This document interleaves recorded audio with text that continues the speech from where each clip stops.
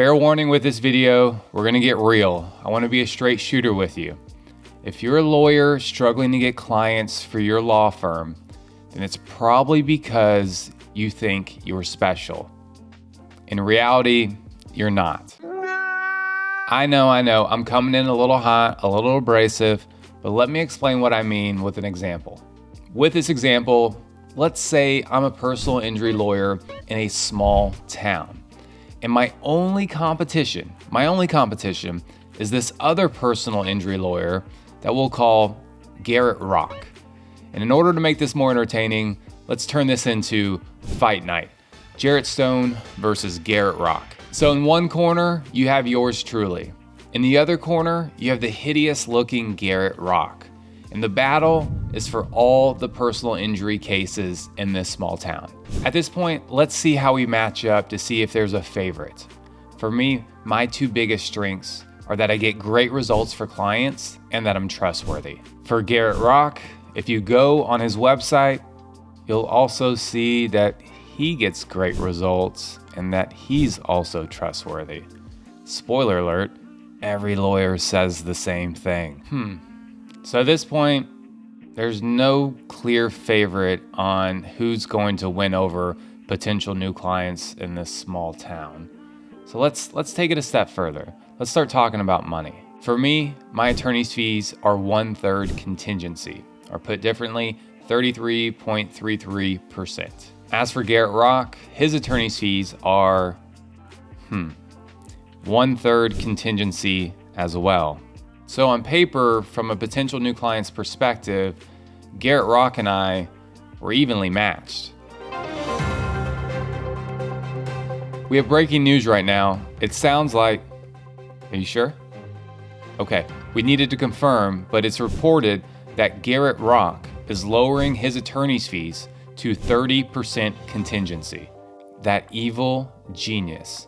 By Garrett Rock reducing his attorney's fees from 1/3 down to 30%, he now seemingly has an advantage over me because he's cheaper. So what am I supposed to do? How am I supposed to get my clients? I guess I need to one-up him. Instead of going from 1/3 down to 30, I'm gonna go down to 25%. Yeah, that'll give me the competitive advantage over him because people are gonna wanna choose the lawyer that costs less. We're back with another breaking news, and it seems that, are you sure? It seems that Garrett Rock has one-upped Jarrett Stone again. He is reportedly reducing his attorney's fees down to 20% contingency. Back to you. And scene. And scene. I got the clacker thing and the expression thing going on.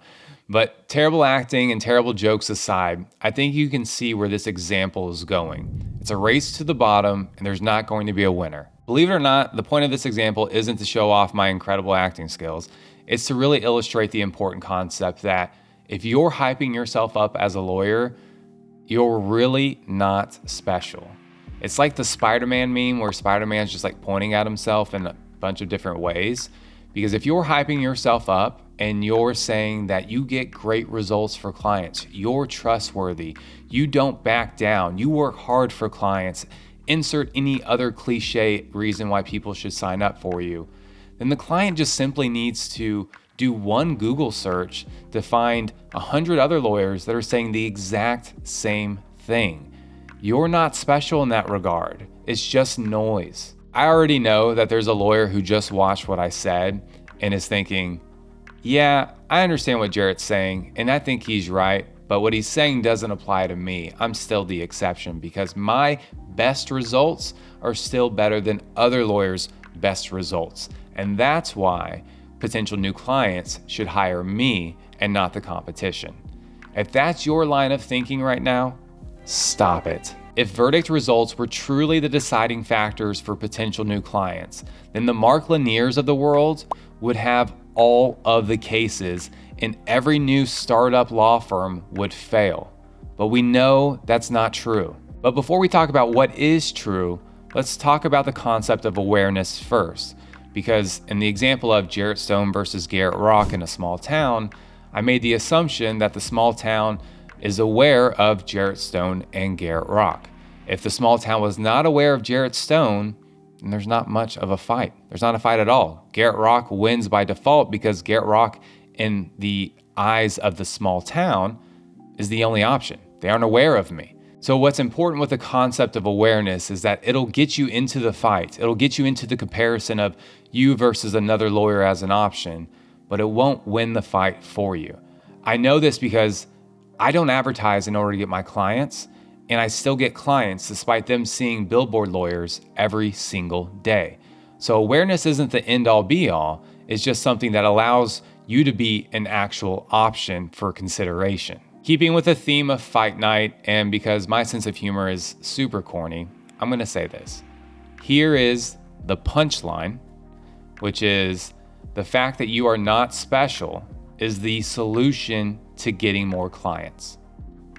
What? What? I know, things still aren't super clear. I'm having to lay a lot of foundation, but in order to make things clear, let's go back to our example and I'll really illustrate what you should be doing differently. That Evil Genius by Garrett Rock reducing his attorney's fees from 1/3 down to 30%. He now seemingly has an advantage over me because he's cheaper. So what am I supposed to do? Branding. Branding is the solution, but not in the way that you're thinking. This entire video and the solutions that I'm ultimately going to lead you to are being inspired by this book that I just read. For the Culture, The Power Behind What We Buy, What We Do, and Who We Want to Be, written by Marcus Collins. Definitely recommend it for anyone who wants to start reframing the concept of branding. To start that reframing, I'll give you a little bit of a teaser. It says, far too often, we tend to think of branding as an executional activity. Logos, colors, monikers, as opposed to an ideological exploration. That's because our view of branding is far too narrow. Brands are signifiers that conjure up thoughts and feelings about a company, product, or entity, and they can unlock opportunities for leaders to catalyze collective behavior when they are ideologically aligned with the collective. Boiled down, people choose brands as a way to signify to others, this is who I am. This is my identity. Here's an important distinction that we need to start making as lawyers in this profession. Audiences buy products because of their function. Congregations buy products as evidence of their beliefs. Let's go ahead and put our lawyer lenses on, because from a lawyer's perspective, if most of your potential new clients are falling under this audience category, then those potential new clients see you as just a product, as just a commodity. And when people just see something as a commodity that they have no emotional connection to, then yeah, they want to get the most bang for their buck. That's when you're going to run into situations of running or racing to the bottom, or you're going to have to deal with comparison with all the other lawyers that they're finding on Google. And then you're having to stand out in a bunch of noise in a very oversaturated market. On the flip side, if a potential new client sees themselves when they look at you, then who better to represent them? You're an extension of what they stand for.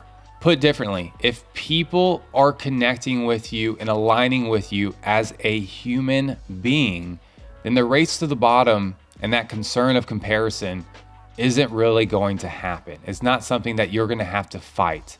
We know this with designer clothes. Yes, somebody could go get a shirt for super cheap, but we also know that a lot of people spend a lot of money on designer clothes, not only to buy the product, but maybe more importantly, buy the message that is associated with the brand, because the consumer wants to send the same message to anybody that sees that consumer wearing that designer shirt or shorts or whatever. In that situation, it's all about the message of who that person is. The person is trying to show and express their identity by connecting with the brand. So the question is, what do you need to do as a lawyer to brand yourself? And the answer is, stop being a lawyer, be a human. I really lucked into making this realization fairly early on after becoming licensed, and it probably came from me feeling really uncomfortable with how I was being introduced to new friends. I would be in a social event and a friend would say, "Hey, so-and-so, this is my friend Jarrett Stone. He's a lawyer." And it always felt so awkward because it's like, why did that last part have to be mentioned? And so I would think about it, I would reflect on it, and then I made a realization of what was going on. It was always friend first, lawyer second. The friend first helped orient and put in perspective that I was within this circle. People have their circle because they connect to some degree with other people within the circle. They see themselves to some degree by saying, we have this in common, we have this in common. That's why I associate with you, right? It's our friend group that helps define us because we're connecting and associating with those people. So by that first part of the introduction, this is my friend Jarrett, it tells the total stranger who's also a friend to the person who's introducing me that, oh, there may be some overlap in what Jarrett's about and what this, new person is about. He just happens to be a lawyer as well. And so the connection is never going to be, hey, this is Jarrett Stone, he's a lawyer, to somebody who's not a lawyer, right? Like there's no connection. What is the overlap supposed to be? And that's, I think, the issue that a lot of lawyers run into when they're trying to market for new clients. Every lawyer is saying they're a lawyer. Of course you're a lawyer. If I'm landing on a lawyer website, I expect you to be a lawyer. I really took this to heart whenever I started. I think it was Instagram was the first like real presence I tried to make on social media. At no point have I ever created a Stone Firm PLLC, my law firm, Instagram page. It's always just been my own personal Instagram page that I've been growing. And I don't limit myself to just topics about law because nobody wants to really follow a lawyer because the lawyer is really hard to connect with, right? Like I want to connect as a human, as a non-lawyer with other people, and then I just happen to be the lawyer that they think of whenever they potentially need me. Here are two examples that come to mind for me on how I use Instagram in order to be a human first, lawyer second. Whenever I first started my Instagram page, I decided I was going to get into photography. I've always been interested in doing that. As a kid, I kind of dabbled with photography whenever I was in a yearbook class, but I never really took that in stride. But I figured, let's just see how it goes. Instagram is all about photography at that time. And so I'm going to go ahead and just start seeing if I can take some fire photos. And guess what? I ended up having a great time connecting with a lot of people. By the time I went solo, I ended up reaching out to a lot of the Texas photographers. I'm like, hey, I just made a post about me starting my own law firm. Do you mind sharing that? And it's like, yeah, totally. Notice what's going on here. I'm a photographer in their mind first, who happens to be a lawyer. We connect on photography because that's what we have aligned together. And whenever I needed something, for example, like a shout out of going solo, they were happy to do it because we had that connection. That connection is a way for them to back me, right? By them posting or reposting something that I had posted, that's them vouching for me. They're only vouching for me because they align with what I'm aligned with in that context. I can take it from photography to like even the smallest thing most recently, which was like 2 weeks ago on Instagram. You can follow me. I'll provide a link down below if you just want to see what I'm doing. But I posted on my story how I love the show Upload. It's on Amazon. It's an Amazon original. I'm all about it. But I feel like nobody's ever talking about that show. I felt like I was like on an island here about enjoying this show. And so I posted that on an Instagram story. Again, it goes away in 24 hours. I wasn't trying to make waves. I had so many people respond and send me messages like, I watch the show all the time. You're right. Nobody ever talks about it. And it was just like this little bit of a subculture starting to form of all these people reaching out, saying the exact same thing. And then now, whenever new episodes pop up, people are like, hey, did you watch the new episode? And we're talking about that. Again, human first, lawyer second. And if they're associating me with, for example, a new show or a new episode that pops up, then that's like free association, right? Like that's not something I have to retarget in advertising in order to be top of mind. No, they align with me on a certain topic, which is the particular show. They associate me with it, and it's just, free advertising if you want to look at it that way. And then it's a connection that's being made, and I just happen to be a lawyer. And if they end up needing me, great, let me know. If you end up not needing me, even better, because I don't want you to need me. That means something bad probably happened in your life. Let's take me out of the equation. Let's look at, upper echelon, what the big dogs are doing. Ryan Reynolds, Aviation Gin. He's an actor. He had, but I think sold Mint Mobile, which is like a telecommunication company. And, soccer team. Those 4 things. No relation with them at all. Like there is no overlap in material there, but the glue that holds all those things together, Ryan Reynolds, his name, his brand, and you can't help but root for Ryan Reynolds because Ryan Reynolds is awesome, right? He's hilarious. He's had fantastic success. What you don't see Ryan Reynolds doing is what a lot of lawyers do. You don't see Ryan Reynolds saying, yeah, buy this gin because I'm an awesome actor. Go see my movie. Here are my results with previous movies. Go and root for this soccer, team because I'm X, Y, and Z. No, he doesn't do that. It's all about association. Now, again, there's this awareness issue that I teased earlier. If people don't know you, then how are they going to root for you? And then ultimately, how are they going to connect with you? And how are they going to basically, see the brand that you are and align with you? So part of this is just going and meeting and connecting with people on a human level. If your passion in life outside of being a lawyer is gardening, then go join some gardening networks or, hop on #gardening for Instagram and start connecting with people. And in doing so, you'll be the person who knows their stuff with gardening, hopefully, that happens to be a lawyer. Yeah, that last part got away from me a little bit. I wasn't expecting to talk for that long, but I blacked out. I hope it made sense. If it did, hit the like button. Here's the big takeaway. Your legal services and skills are the product, and it's your humanity that's the brand. Stop being such a lawyer. Stop being so focused on bragging about yourself. Instead, be a human. This is what I mean when I say that your superpower is the fact that you're not special. You have things that other people align with. And by definition, that means that there are other people out there like you. The concern starts becoming that if people aren't aligning with your brand, you don't want it to be because they don't know what your brand's about. They don't know who you are as a person. In that situation, that means that all potential new clients that are potentially considering you, they are going to fall under that audience category, and they're going to see you as a commodity, and you're going to have to try and make more noise in an oversaturated market than you're going to want, and you may have that race to the bottom.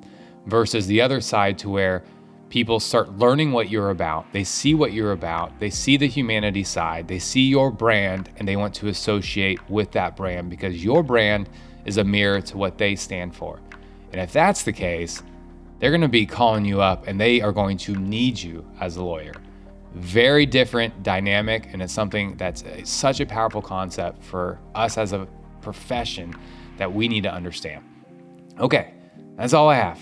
If you have any questions, comments, concerns, thoughts, or if you just want to say hi, leave that in the comment section down below. With all that said, I'll see you in the next video.